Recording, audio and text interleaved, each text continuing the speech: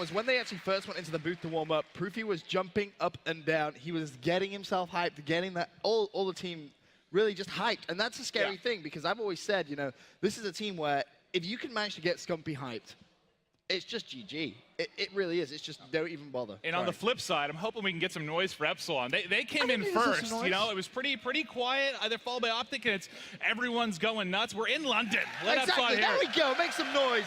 Europe's only hope left in this tournament. You see all of Epsilon come out. Of course, the coach Dinge.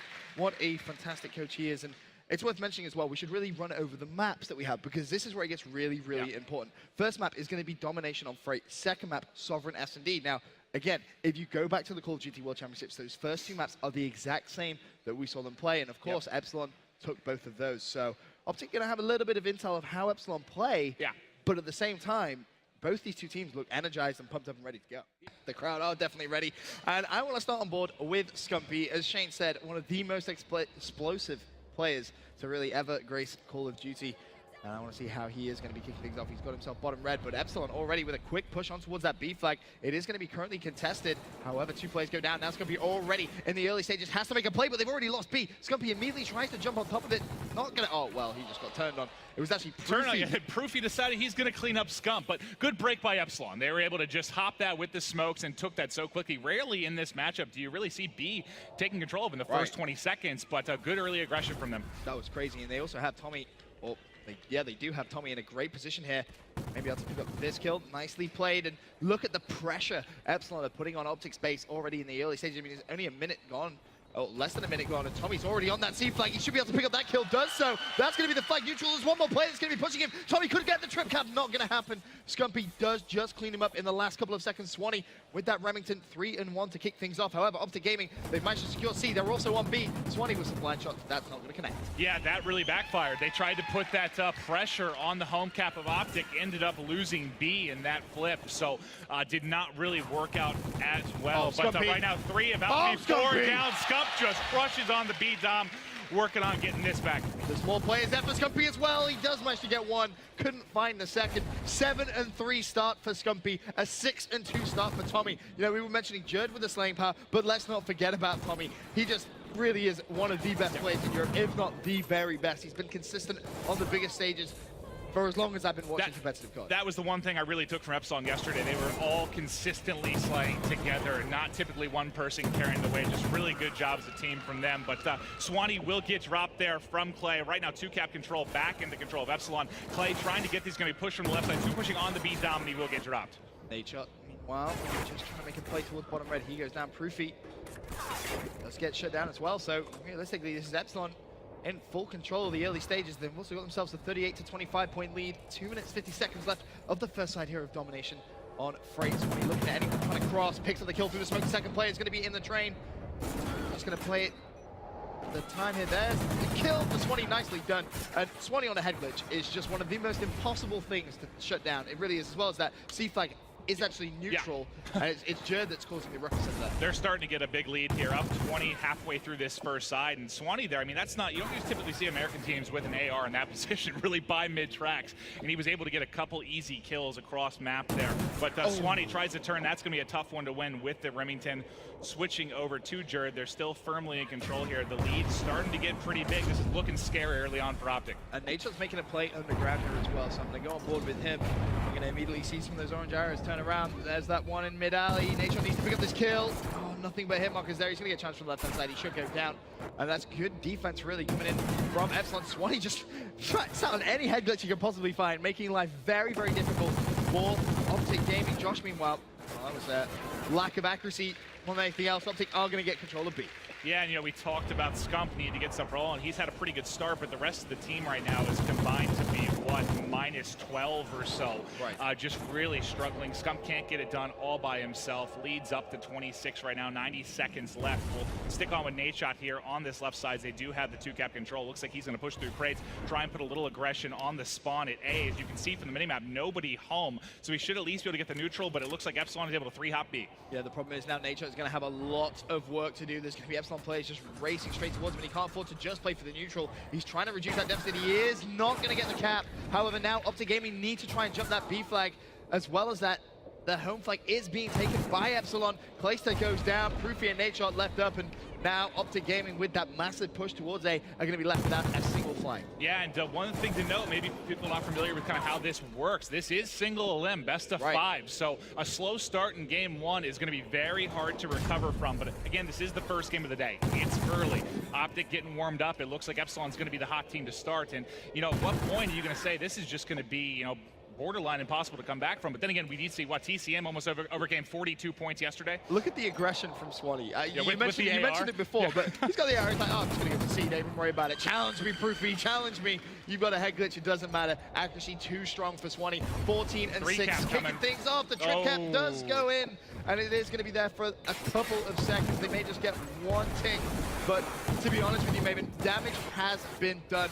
It's almost a repeat, really, of what we saw at Call of Duty Championships, where Epsilon just steamrolled the first map. It was just phenomenal. The last 30 or so seconds there, they weren't even getting any points. Right. I think with 9 seconds left, they were able to take their home cap. So just an incredible effort out of Epsilon that first side. Scumpy 18 and 14. We said he needs to explode. He did just that. Now just needs his teammates to just step it up a little bit, give him some help, because you look over on the other side, you've got Swanee 16 and 7, Tommy 15 and 9, Jerd is 12 and 11, Josh, meanwhile, you know, he's 9 and 13, but bless him, he hasn't had much to do, really. And well, again, that's how it's been. It's been a pretty even effort out of them. Like, granted, Swanee is just crushing right now at 16 and 7, but none of them have really been struggling in the games I've seen. They've just all been doing really well. And even though Josh is -4 right now, I'm sure he's going to get it going on this second side. I love this heads-up play as well by Tommy. He's pulled out in Remington as well. They recognize, hey, we have a massive lead. We don't need to jump B. We can just slay. Slay around the flag. If we get 4 down, jump on it. Make it as simple as that. That's why on this map in particular, it is so hard to come back from a big deficit, because they have no reason to put themselves in a position to get a 3 or 4 down. They don't need to put any aggression on B at all. You know, now obviously the Optic's able to take it. It's going to change the story, but that early break with the Remington I did like. Yeah, heads-up play from Tommy. Jerd is going to secure the B flag. Wow, so quick they switched that. Yep, managed to get a couple of kills down. Jerd pushes through. Problem now. It's going to be a couple of boxing players. It creates Jerd with the knife on Scumpy. There's going to be a second player there. Jerd tags up, goes for the pre-fire. Hasn't connected just yet. Still going to be chasing him. That was Proofy. Nicely played by Jerd. Fantastic initiative there. I think 90% of his bullets went into the map, and he was able with his final goal to get the kill. As long as those 3 go in, that's all that matters, right?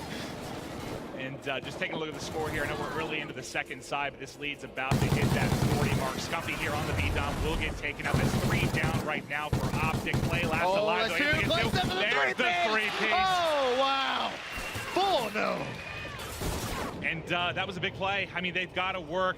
They need a 2-cap from here on out and start pushing for a neutral or the 3-cap as far as they are down. Proof here, able to get 1, got another across. Can he get the second? No, that player will wisely get away. Yeah, nicely run away, really, but nicely 3 pieces. Keeps that B flag neutral. That's big for Optic Gaming. It's 117 to 80, or 118 to 80 rather than deficit.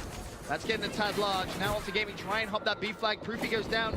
Nadeshot pushing all the way through now. This is a big couple of kills really from Nadeshot. There's 1. Pre-fires towards Red. Actually going to wait for this player to turn around. Oh, classic the timing there. Just swung around. Able to at least force some players to rotate back to that home cap. It gives him a little extra time there with B. But as you can see here, Jerd able to neutral that home cap. Oh, what? With the knife on Nade. If he gets the second kill, it's going to be huge. He's actually using a silence. Emtar in respawn, jumps around the corner, keeps the flag neutral. King Jerd does what he wants. One more play from Optic Gaming is going to be charging him from behind. If Jerd gets his kill, that would have been ridiculous. Flag stays neutral. Optic Gaming did well, though, to hold on to that B flag. The problem they're going to have now, though, is Swanee, 3rd story Red. And this is very much what we saw Nameless do yesterday for Team Envious. Such a horrible spot. You get a talented AR up there, it's just impossible. You need to flood Red and shut him down. Yeah, but the difference is they don't have the 2-cap right now. It's a lot more dominant when you have map control. They don't. He will fall. And if Optic can hold this 2-cap for the remainder, I mean, this is going to turn to neck and neck. But obviously we've got a ways to go. Jerd trying to, again, neutral this home cap. How annoying has he been over the past minute or so to applying this consistent pressure? Teammate picks it up. Nice nade comes in for Clay. They're able to shut that down. It looks like Josh here working on their home cap. Josh getting a big 2-piece over at C. Scumpy, though, behind enemy lines. Needs to go big. Picks up 1. Couldn't find anybody else. Placed it.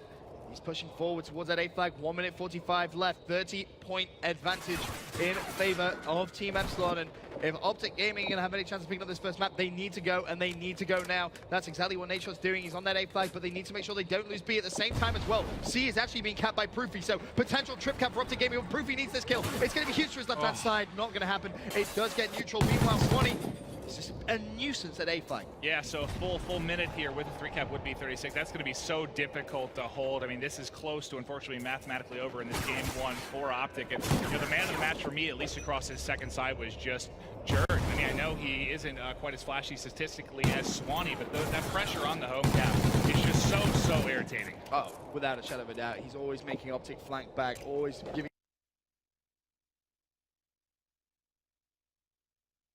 them problems and troubles. Placed that. Well, that's unfortunate, but still managed to get the kill on Tommy. And the pressure is there on the base of Epsilon, but that cap ASAP. Placed that is on the flag, but as I said, there's going to be a couple of players rotating around towards him. Is he going to get the kill? There's one more player there. Nope, flag still neutral, so that's unfortunate for Optic Gaming. 37 seconds left. This one will inevitably go here to Epsilon, and I mean, a little bit better showing here in the second side for Optic, but putting yourself in such a big hole on side one, it just makes it ever so difficult. We'll take a look here as we got a little time to kind of look through the stats and just see who really put up numbers. You know, we mentioned a player like Scump having to go off, but look at the flip there. You know, his slaying duo improved 13 and 27. Right. Really tough to carry, you know, 1-to-2 ratio like that. Epsilon pick up map number 1 in the best of 5. Obviously, single elimination. There are no second chances here at G3. You get knocked out, you're packing your bags, you're going home. I'll tell you what, you know, from a player's perspective, they usually like that double limb. From a caster and a viewer experience, it makes it so single much limb. more Every single series today is just nuts. Yeah. I mean, it's win or go home. Which is why it's crazy. You can't afford to have that kind of slow start. You can't have a warm-up game where you throw away a map and you're like, don't even worry about it. You know, we're warming up. It's first game of the day. You can't have that. You need to go into the first series